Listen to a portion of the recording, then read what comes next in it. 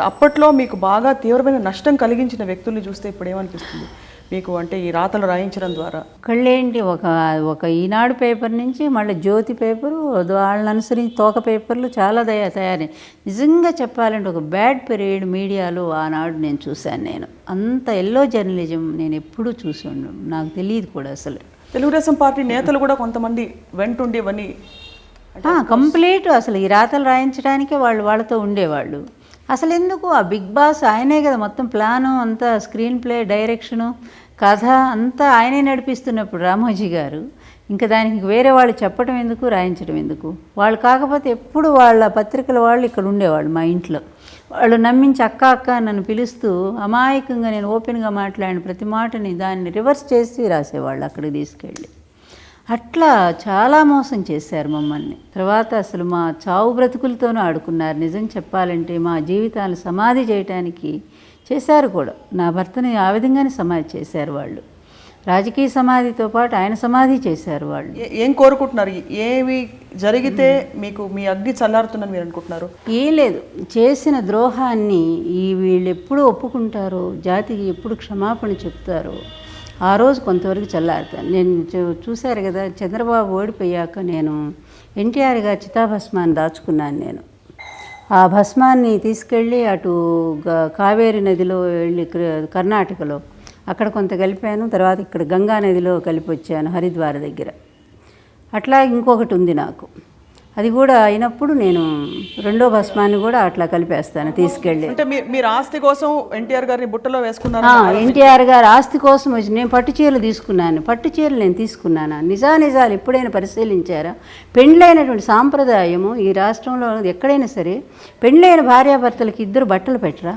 నాకేంటి, నా భర్తకు కూడా పెట్టారు పట్టు పంచెలు. ఆయనతో పాటు నేను తీసుకున్నాను. నేను ప్రత్యేకంగా ఎప్పుడు తీసుకోలేదు వేరుగా. నేను ఇట్లాంటి అవాస్తవాలన్నీ కూడా ఇది చేస్తూ ఎంత దారుణానికి లారీలు ఈ చిన్న ఇంటిలో లారీలు పట్టు చీరలు ఉంటాయట. లారీలు ఏంటి, పెద్ద పెద్ద బుట్టలు నగలు ఉన్నాయంట. ఎన్ని రకాల రాతలంటే పిచ్చి రాతలన్నీ రాశారు. నా భర్త చావుకి, నా భర్త రాజకీయ పతనానికి దుర్మార్గులు ఎవరైతే ఉన్నారో ఆయన జీవితాన్ని ఆ విధంగా నా కళ్ళ ముందే ఇంత ప్రేమతో అభిమానంతో ప్రేమించి వచ్చిన దాన్ని నేను, ఆయన అభ్యున్నతి కోసం నిరంతరం శ్రమపడ్డదాన్ని నేను, ఆరోగ్యం లేని పరిస్థితుల్లో ఆయన నడిపించుకున్నదాన్ని నేను. అట్లాంటి ఆయన ఎలక్షన్లో నేను నడిపించుకున్నాను. మేమిద్దరమే వెళ్ళాము ఎలక్షన్లో, ఏ ఒక్కరూ రాలేదు.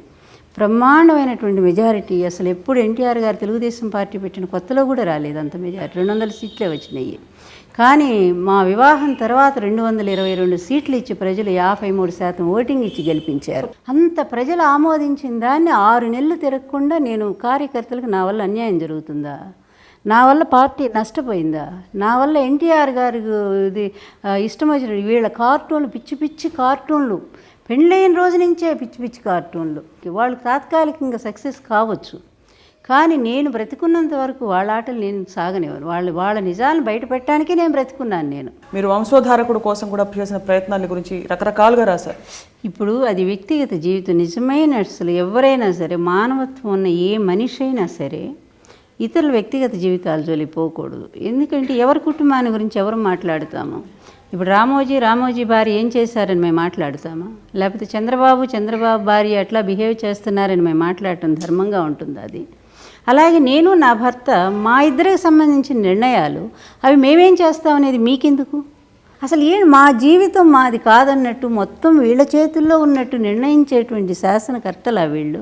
వాటిని కూడా పెద్ద భూతద్దంలో చూపించేసి ఈమె బయటికి రాకూడదు, వంటింటికి పరిమితం చేయాలని ఇంత దుర్మార్గపు రాజకీయం, స్త్రీని అణిచివేసేటువంటి ఇంత బానిస విధానం చంద్రబాబు నాయుడు మాట్లాడుతుంటే అతను అసలు ఏ విధంగా స్త్రీలు ఓట్లు వేస్తారండి అతనికి? ఒక్కసారి ఆలోచించమనండి.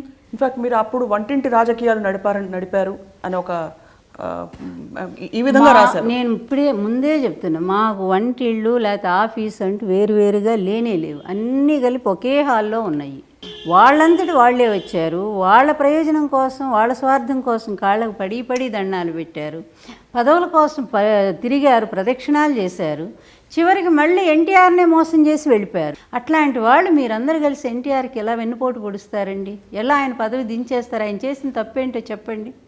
పోనీ ఈరోజు తెలుగుదేశం ఏం ఉద్ధరించబడుతుందని మీరంతా ఆయన దించేశారు ఆ రోజు. నిజంగా సొంత అల్లుడు నువ్వు ఆయన కూతురు చేసుకున్నావు, నీకు పదవి వ్యామోహం లేకపోతే నిజంగా నేను తప్పు చేసినా మీ మామగారు తప్పు చేసినా కూడా మాకు సర్ది చెప్పి సరిగ్గా చేయాల్సిన బాధ్యత నీ మీద ఉంది. ఒకవేళ మేము తప్పు చేశామనుకుంటే అలాంటిది ఏ తప్పు లేకపోయినా కూడా తప్పు లేని తప్పులన్నీ చూపిస్తూ నువ్వు ఎవరికో అమ్ముడు పోయి, నువ్వు నీ రాజగురువు ఇద్దరూ కలిసి ఆ లిక్కర్ వాళ్ళకు అమ్ముడు పోయి వాళ్ళ దగ్గర కోట్లాది రూపాయలు తీసుకొని వైస్రాయ్ హోటల్లో మద్యము లేకపోతే వాళ్ళు అడిగినవన్నీ కూడా గొంతెమ్మ కోరికలని తీర్చి ఎమ్మెల్యేలు రాబట్టి ఇష్టం వచ్చిన నువ్వు ఈ విధంగా ప్రజాస్వామ్యాన్ని నిలువునా ఖూనీ చేసి పదవి లాక్కున్నటువంటి నీ దౌర్భాగ్యపు చరిత్ర కళ్ళ ముందు కనిపించట్లేదా?